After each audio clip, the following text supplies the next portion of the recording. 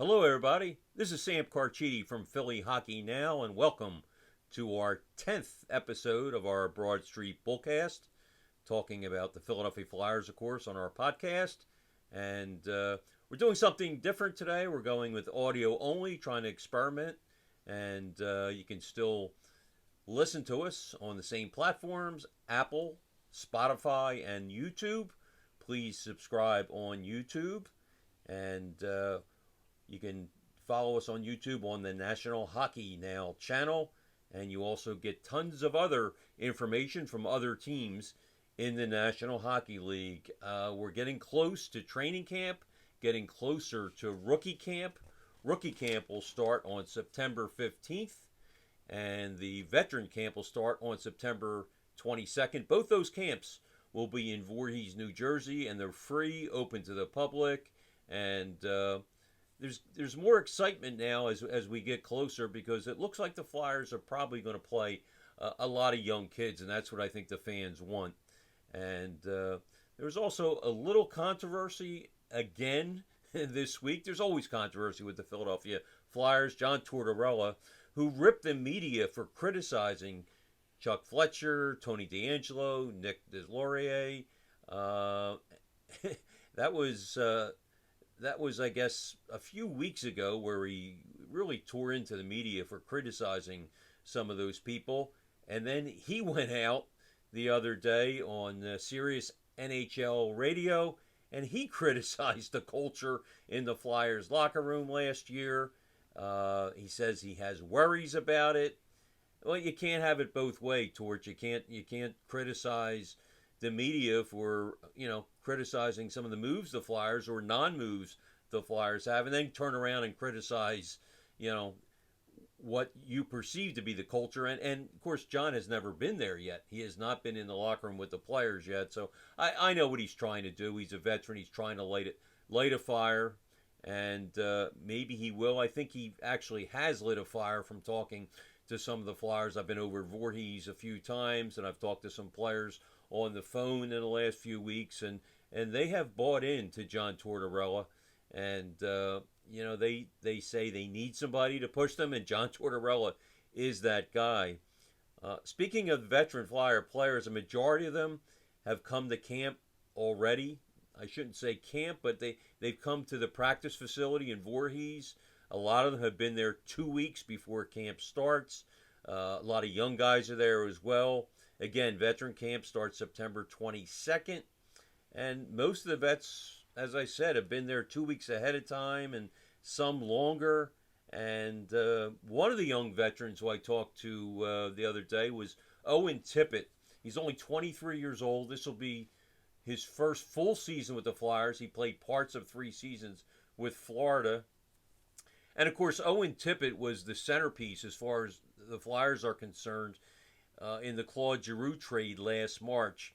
Tippett, for those who didn't know, was a 10th overall pick, first-round pick in the 2017 draft. A lot is expected from Owen this year, and Tippett expects a lot from himself as well. I just posted a story on Philly Hockey Now. You can check that out. And, Tippett, for him, this is the first time where he said he feels confident going into camp. He said that even though he's expected to be a regular, he's expected to be on the Flyers' third line. He's going in with the attitude that, hey, I have to impress the coaches. I have to show I belong here. You got to love that attitude. My guess is that if Joel Farabee is not ready for the opener, I think we'll see Noah Cates at left wing, Morgan Frost at center, and Owen Tippett on right wing. And Tippett and Frost have a history together. They've gone to different camps together. They've gone to different showcases together.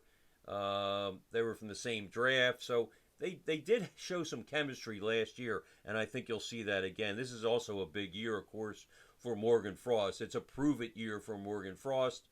Owen Tippett is a little more established, and I think a reasonable goal for him is 18 to 20 goals from the third line right winger. I think the Flyers would take that, and yeah, as I said, I talked to him after an informal practice this week, and he says he's ready to go, and he feels more confident than any of his 3 years with the Florida Panthers.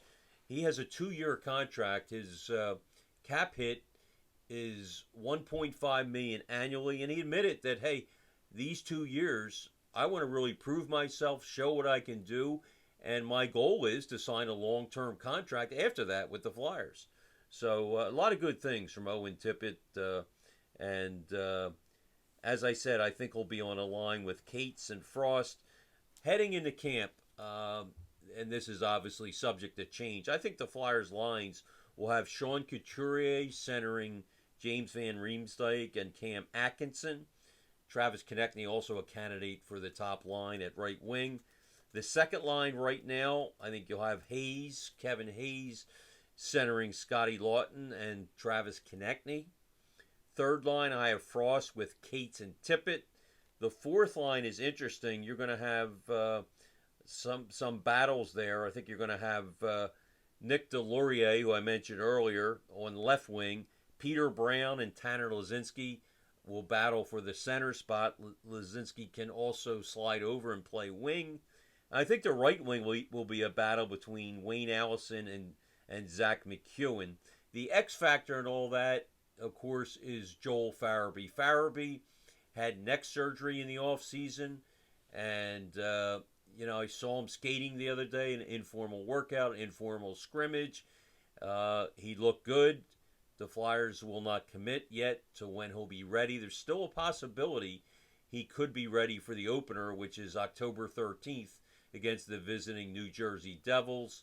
And I don't think they'll rush him, so there's a chance that he may not play for a week or two. But we'll see how that plays out. But clearly, he is ahead of schedule. Talked to Scott Lawton, and he said that he thought Farabee looked terrific out there. But it is a long season, 82-game season. Farabee, to me, is the future of this Flyer team. One of the most promising players among the forwards, so there's really no need to rush him if he's not ready. You want him for the long haul, so we'll see how that plays out. Some other news, the locker room. We got this from the National Hockey League Players Association. The locker rooms will be open to the media this year. They have not been open for the last couple years. We've done only Zoom calls. We've done only interviews with the players in an interview room. And, very formal. You don't get the informal conversations, and you don't really get to chat with the players and do one-on-ones. And I think that was missing from the media standpoint. And that affects the fans, the people out there that read this stuff and watch the interviews. I think you can get a lot more behind-the-scenes stuff now, the way we're going back to the old style and able to go into the locker room. So that's a good thing. And but as I said, the countdown is on. September 15th, rookies on the ice in Voorhees. September 22nd, the veterans. I know the Flyers are going to make some veterans available to the media early next week. I think Sean Couturier is going to talk. I think Kevin Hayes is going to talk, and maybe a few other guys. So, as I said, countdown's on. And I think everybody's ready for hockey. And when we come back after a short break, we're going to go to one of my favorite parts of our podcast, the Q&A, the questions from the fans. And we have plenty of them, and we really appreciate you sending them in. We will be back after a short timeout. The Broad Street Bullcast is sponsored by you. Sponsoring our Growing Flyers podcast is an inexpensive and effective way to market your company or product. Contact us on Twitter or email for more information. Audio rolling. Welcome back to our Broad Street Bullcast, and we're going to turn to our question and answer period here, and we'll start right away with Bill Leonard. He asked, is the latest poor locker room environment a reflection on specific players? And he suggests that Captain Claude Giroux, or former Captain Claude Giroux, was part of the problem. And first of all, let me say this. To me, Giroux, I know everybody wants to get down on him and say he wasn't a good leader, and because he doesn't, he's not the best interview. But to me, the captain thing is overrated. I think Claude Giroux led by example. He was relentless on the ice, and as far as the poor locker room environment, I think that may be exaggerated a little bit. But the on ice product, though, that's not exaggerated. The Flyers, really did not have a high battle level last year. So, I wouldn't call that a locker room environment. I would call it an on ice environment. Cam Atkinson, and I was very happy to see this, addressed that last year and said that they got outworked. That should not happen, especially when you're a 61-point team. That cannot happen again. I think that's what Tortorella was trying to get at today when he, or the other day when he was talking about the culture of the team. This team needs to pick it up. This team needs to leave it all on the ice, and I think that's why they got a guy like Nick Delorier. Not that I agreed with it. I really don't think you need two quote-unquote enforcers. You need players that compete as far as scoring goals and not afraid to take a hit, not afraid to give a hit, but they're productive. And to me, I would not have gone with two guys that are basically hard-nosed players and mostly known as fighters. Delorier, of course, is one, and Zach McEwen is the other.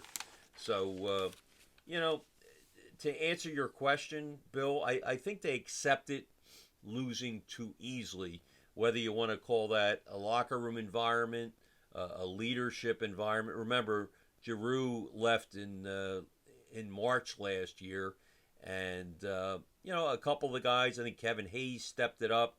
He played really well in the last 28 games, led the Flyers in scoring with 22 points. Atkinson played well. Even James Van Riemsdyk picked it up. But, for the whole season, the compete level was not there, and it has to be better, much better. Next question comes from Lee at Flyers Star 1953. Lee asks, why are the Flyers using special nights to draw fans rather than improving the on-ice product?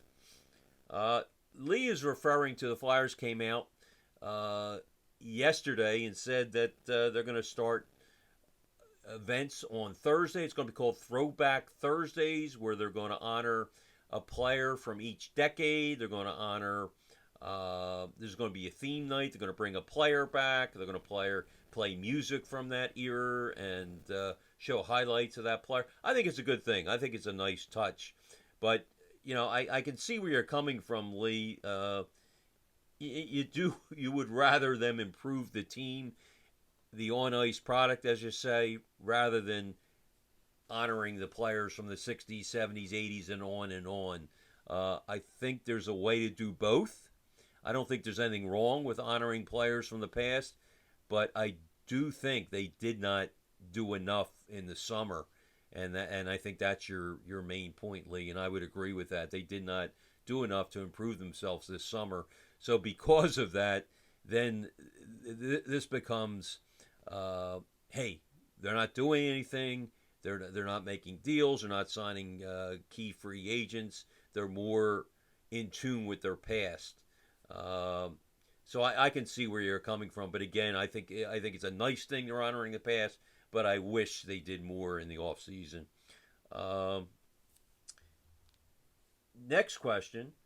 And, I'm going to circle back, though, for a second because we talked about the captains a little bit. We talked about the captain, Claude Giroux. And to me, there are four main candidates for the captaincy this year.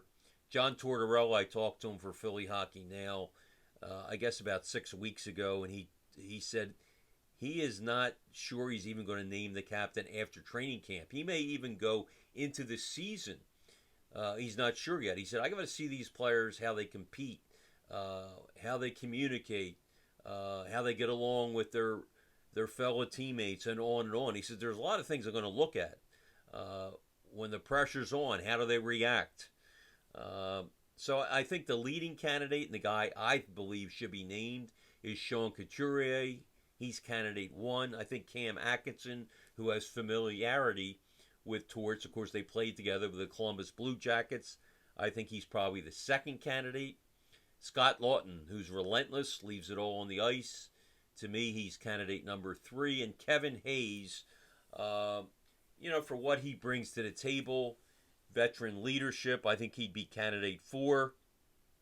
He's a dark horse. Even a darker dark horse, if you will, is probably Ivan Provorov. I believe he'll be an alternate captain. And it's just a shame that a guy like Ryan Ellis couldn't have played, wasn't healthy last year. Because if Ellis had been healthy last year and was healthy going into this season, he would certainly be a strong candidate as a captain.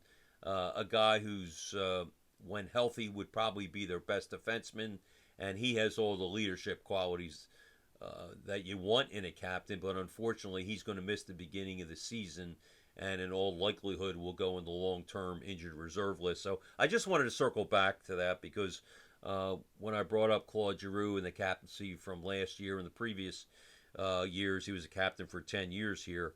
It's going to be a big change, and I think that's going to be important, the captaincy. Again, I think it's a little bit overrated, but you want to get the right guy in there. To me, Coots is the most deserving. He lays it all out there, and not only offensively, defensively. He's been here 11 years. That's hard to believe that Coots has been here 11 years.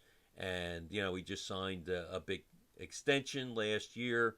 To me, he is the face of the Flyers, and I think he deserves captaincy. Let's see if John Tortorella agrees with that.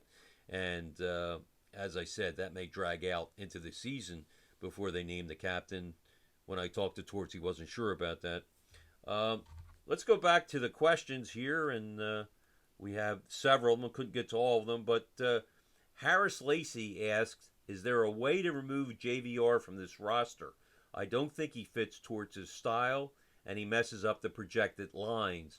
If Joel Farabee was ready to start the season, it would be even more imperative to move him. Well, Harris, they have tried to move him. They've been unsuccessful. Couldn't even move him at the trade deadline. And I thought last year he would have been a good addition for a team. He's a guy, even in a poor year, he scores 24 goals. Granted, most of them were towards the end of the season when the games were, their place in the standings really didn't matter. You knew they were going to finish either 7th or 8th in the Metro, and those games had little meaning. So if you couldn't deal him at the trade deadline, where he could have helped the team on the power play, being a big guy in front of the net, chipped in with some goals, it's almost impossible to trade him now. They could have bought him out. I actually would have bought him out instead of Oscar Lindblom. I think Lindblom, of course, is a lot younger, has more upside, but as it is, he's going to be very difficult to nearly impossible to move, and he could start the year actually on the top line if Joel Farabee's not ready. So that's the dynamic with James Van Riemsdyk. Spruce SZN asks, when will the suffering end? Well, you know what? I think you got to look at this season a little bit with rose-colored glasses on. I don't think they're going to make the playoffs. I don't think they'll contend for the playoff spot unless Ryan Ellis can play, say, 55, 60 games. But they are going to play a lot of kids. Hopefully they play a lot of kids. Hopefully guys like Allison and Luzinski play a lot this year. They may not start the year with the team, but hopefully they play, 50 games, 60 games at least. You have young guy like Cam York, young guy like Morgan Frost. I mentioned Tippett, who's only 23, and yet this is his 4th season. You have a young guy like Noah Cates. Watching these guys develop is going to be the key to this year. If you lose, so be it. But you're developing some chemistry with the young players. You're developing some experience. And, if you finish in the bottom 3, say, in the league, or you get one of the top 3 picks after the lottery, so be it. You'll probably get a generational player, and that player will complement some of these young guys that I just mentioned. All right, let's go to our next question here. Phil Czechia asks, I got a feeling that Carter Hart's kid glove treatment is over. Torch will tell him when he stinks, and hope Hart responds. I doubt Hart will. I think he's soft. Really not a question in there. It's more of a statement. Yeah, I'll say this, Phil. I think Carter Hart has to have more attitude in his game. I think his first 2 years, he came in and not that he was cocky, but he had more confidence out there. You can see by his body language the last 2 years, he has not been a confident goaltender. I think he has to, kind of get some giddy up in his step, if you will, challenge shooters more, and as I said, attitude. If I had to say one word, he needs some attitude this year. You don't have to be cocky, but maybe border on cocky. I think that will help him in the long run. I think he played with that swagger his first couple years. He's gotten away from that. So, I'm not so sure he's soft. I just think he's taken a hit in his confidence, and hopefully that will come back this year. James Crozier asks, if and when do you see this team firing general manager Chuck Fletcher? I and a majority of fans are surprised he still has a job, and this franchise cannot improve with him at the helm. Is management giving him one final shot with a healthy squad? Good question, James. I think they are, actually.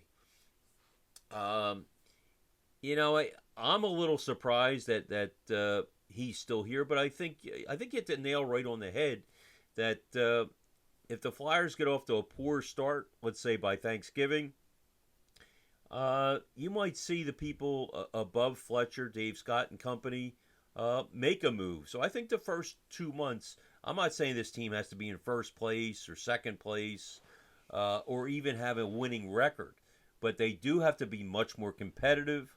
They do have to be, within striking range of the playoffs, a playoff spot, and they have to show a lot more life than they had last year. If not, would not be surprised if there's a new general manager here by around Thanksgiving. And that's why I'm a little surprised Fletcher. I think Fletcher, I thought Fletcher would make more moves in the offseason because he knows the microscope is on him. And, he did not do a lot to improve this team in the offseason, quite frankly. And you could say, well, he had cap problems, but he didn't do much to alleviate those cap problems. If he did, he would have had more money to spend. I know he tried, and, all signs point to him trying to get Jason Zucker, a left winger from Pittsburgh. It's not been confirmed, but we do know a Metro team inquired about him, and a Metro team wanted a first-round pick to take Zucker, much like the Flyers last year traded Gostisbehere to Arizona and a second and seventh-round pick just to get Ghost's $4.5 million cap hit off the books. Pittsburgh wants to get Zucker and his $5.5 million off the books. So the Flyers, I'm not sure again it was the Flyers, but signs point to that. They wanted a first-round pick. Whichever team it was, they wanted a first-round pick. And the reason I say signs, if you connect the dots, it seems like it's the Flyers that were involved with Zucker. Chuck Fletcher drafted Zucker when he was with the Minnesota Wild, almost said the Minnesota North Stars. And, has always been high on him.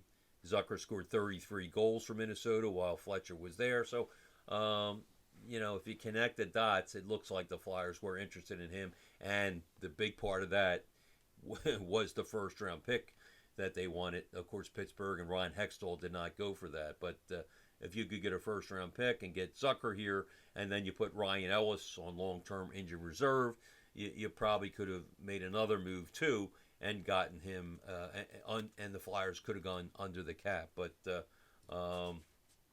Who knows? Maybe they'll circle back, and that trade could be made some point during the season.